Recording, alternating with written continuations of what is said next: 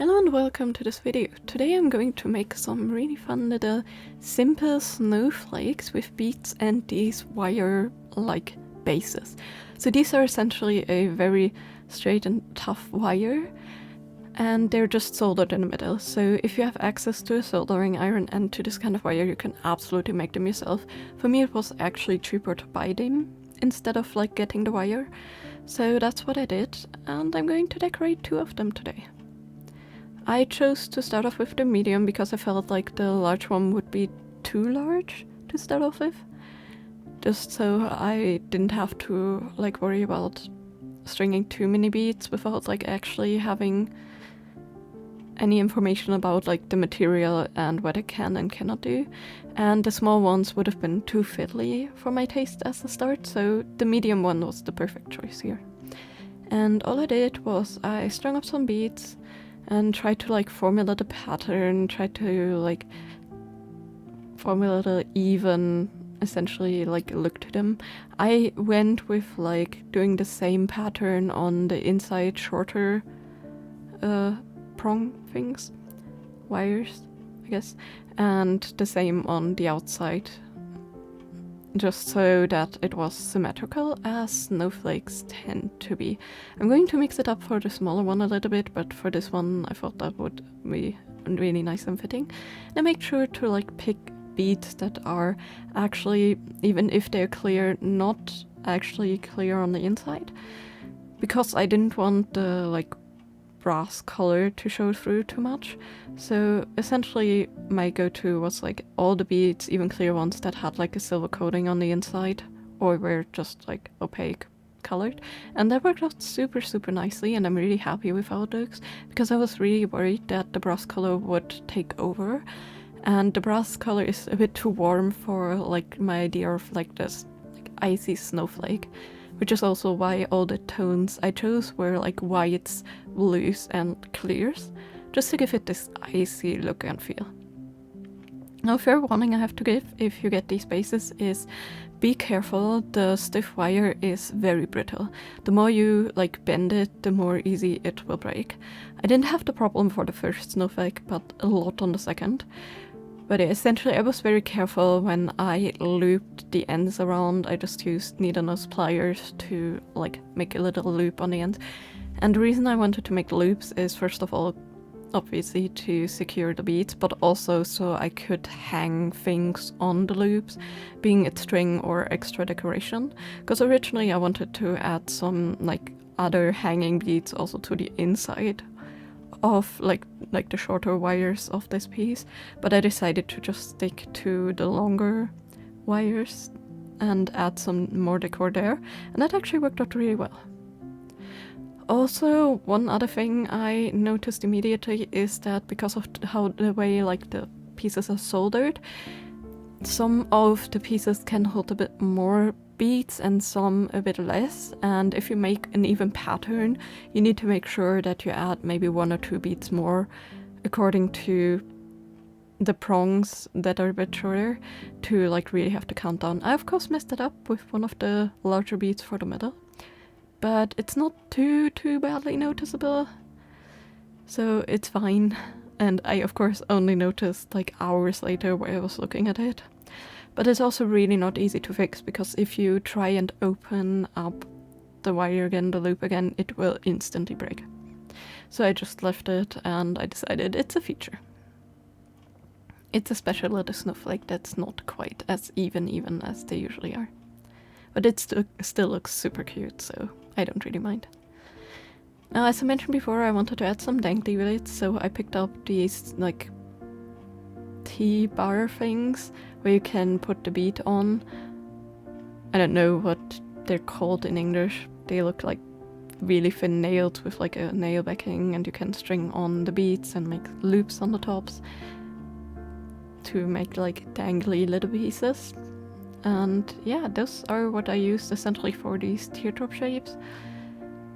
And then for the top one, like I wanted to fasten the string on one of the long prongs. I actually used like just a normal wire that I bent both sides round with, so I had 2 loops to attach, one to the star and then one to the string that I want to use for hanging this up. And this worked super, super well, and it's so much fun to actually have the dangly little extra pieces. You of course don't have to add them, but I really like the design of them. But yeah, with that I actually finished the first one, and I was excitedly going to the second one. And the first one went super well, and yeah, the second one didn't at all.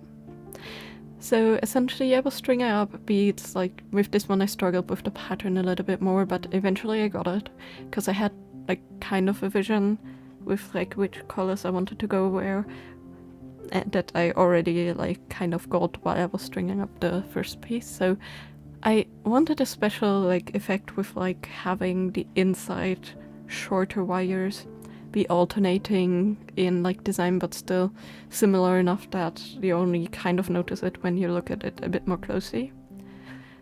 So it's not too disruptive to design, but also like gives a little bit of more variation.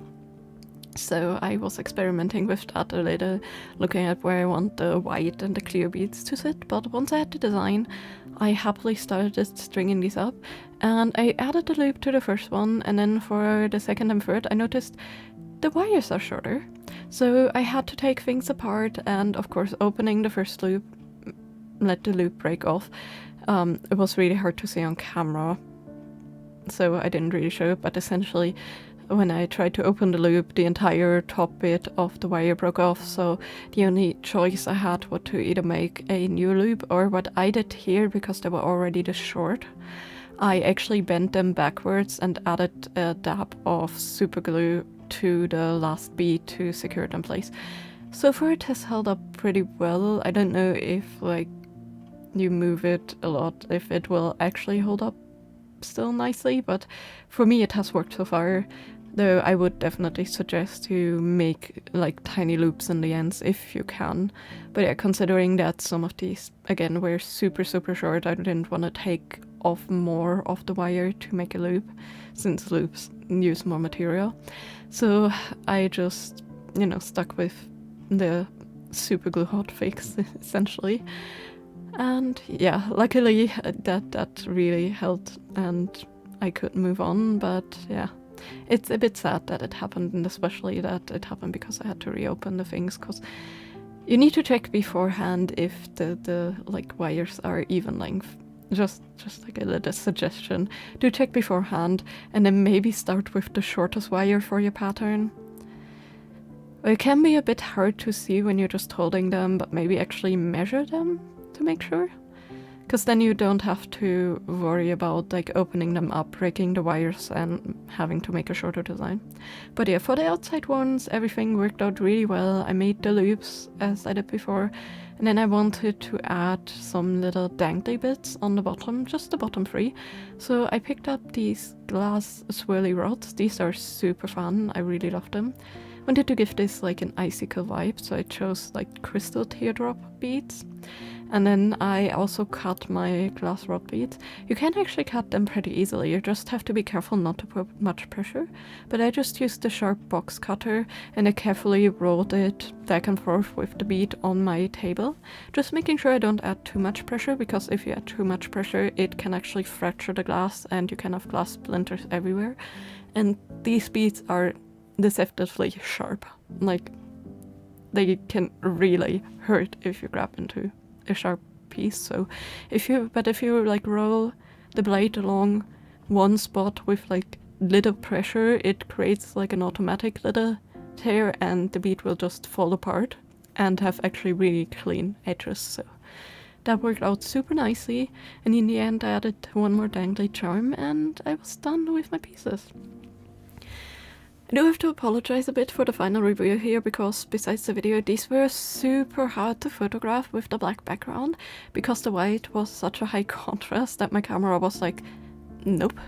So essentially they look really unfocused, but when you zoom into them a lot, they're super sharp. I just couldn't get it to work. Like, it worked on the surface, but these are super blurry. But I also didn't feel like taking them down from my wall again to take other pictures. So you guys have to live with this kind of reveal and the video. But yeah, I'm super happy with them. I think they look super adorable and they're so customizable to your color schemes and preferences.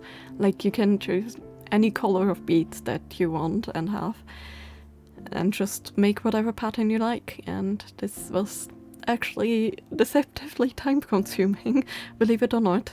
I spent a couple hours on both of them, so like you could make this an evening craft or like a friendship kind of craft evening thing, but I suggest you pick up either the medium or the small stars and just do one for a person, because I spent like 5 hours on both of them together, and I was mainly just stringing the beads. But yeah, let me know in the comments down below what you think of this design, and also let me know which kind of color schemes you prefer for wintry or Christmassy decor. I'm more of a autumn and winter color decor person, so I like either the warm oranges, browns and stuff for my home, or the like icy thing. Like one of my personal favorite decor pieces are like clear snowflakes and like the icicles that you can hang up, like the icicle garlands, because I just really love this like wintry snowy feeling, and I'm not too much into the like whole like vibrant greens, reds and blues for and like golds and metallics for Christmas, but that's just my personal taste. But yeah, I hope you all enjoyed this video and I hope you have a great day. See you next time. Bye bye!